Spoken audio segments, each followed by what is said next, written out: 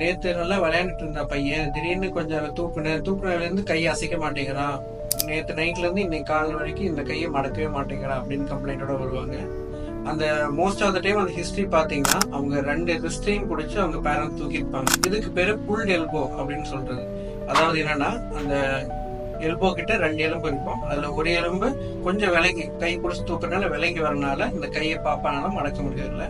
இந்த மாதிரி புல் elbow first time வரும்போது நம்ம மேனிபுலேட் பண்ணி ஓபிலே வச்சு ரெடி பண்ணிடலாம். But second time third time போகும்போது என்ன ஆகும்னா அந்த ஜவ்வு கிழிஞ்சிரும். ஸோ அதனால அது சர்ஜரி மினி சர்ஜரி மாதிரியோ இல்லை ஆப்ரேஷன் எல்லாம் மயக்கம் கொடுத்து ரிடியூஸ் பண்ற மாதிரி வரும். முக்கியமா பேரண்ட்ஸுக்கு தெரிய வேண்டியது, எந்த குழந்தையுமே மணிக்கட்டை பிடிச்சி எப்பவுமே தூக்காதீங்க. 2 ஆம்பெட்லயும் கை வச்சு தூக்கி பழகுங்க. ஏன்னா மணிக்கட்டை பிடிச்சி பாப்பா மேல தூக்கணும் நீங்க விளையாட்டு பண்ணும்போது இந்த மாதிரி புல் எல்போ வரக்கு வாய்ப்பு அதிகம். சரிங்களா? நன்றி.